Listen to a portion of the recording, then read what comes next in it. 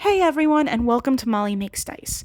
Today I'm going to be making what I perceive to be a fairly simple set of dice, and you're still going to see me make some mistakes, so look out for those coming up.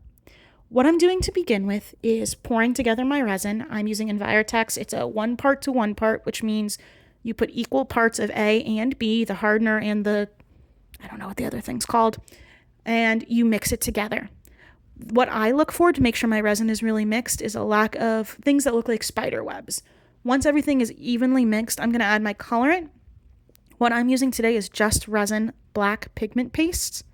My recommendation, especially to people who are just starting out, is use the smallest amount of colorant as possible to get the effect you're looking for.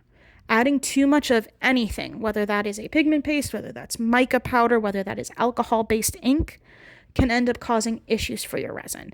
Issues like your resin never fully hardening, like there being large bubbles because you've mixed too many times too often and incorporated these large bubbles into your resin. So just be aware. In the future, I'll probably use even less pigment paste than I did here. Now, I want to add kind of a funfetti effect of like these different colors throughout my dice. So I'm using foil. I like foil, especially for beginners, because it's light. Adding glitter can be really heavy, surprisingly enough. We don't tend to think of it that way. But it can sink to the bottom as the resin is set because the resin needs 16 to 24 hours to set. At least my resin does. Check whatever resin you're using.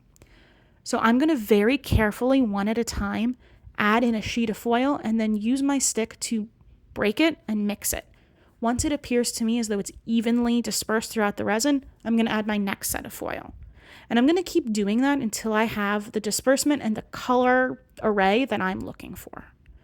As you can see here, foil is very light and it can be very, very difficult to work with. So be careful, go slow. I know that some people encourage you to work fast so that you get your resin into the molds before it sets. It takes a while. Take your time and be careful until you get, again, the effect you're looking for. This looked nice to me, so I decided to stop here. I could have probably broken up the foil even more. It would have made things easier to pour, but I liked the way this looked, so I stopped. As you can see, when I'm pouring here, I'm not really too worried about how high the cup is. I'm just worried about making sure that my mold is full. That's okay. But I have a pressure pot, which is going to eliminate a lot of the bubbles that you see in some dice. If you don't have a pressure pot, that's totally fine. But here are two things that I did you're going to want to avoid. First, you're going to want to hold the cup with the resin in it much higher and do your best to pour in thin, even streams. That's going to incorporate less air, so you're less of a chance of getting air bubbles into your dice, which can ruin a set.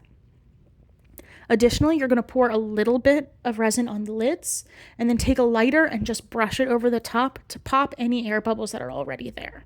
Don't burn your resin, but just brush it over the top very quickly. I'll upload another video doing that later. And then absolutely under no circumstances do what I'm doing here and squeeze the lid down onto the mold. That's going to create a vacuum and it's going to make a lot of air bubbles, as you can see here within your dice. Creating a vacuum doesn't allow the air to escape. Not allowing the air to escape, it has to go somewhere and it's going to mess with your dice. Overall, this is still a beautiful set, but I'll have to remake one or two because I forgot the basics. That's totally okay, and that's why we learn, and that's why we grow. I wish I had a beautiful set to show you guys on my first ever video, but sometimes that's not the way it works, and that happens with dice, and that happens with all resin crafting. Take your time, be careful, and don't get too disappointed when sets don't come out the way you're looking for. Sometimes they come out better or unlike how you ever expected, and sometimes they're just not a hit, and that's okay. Coming up later, I'm going to be posting a video about the absolute essentials you need before you get started in dice making. Some are, I love this, you absolutely need this, and some are nice to haves, but join me then.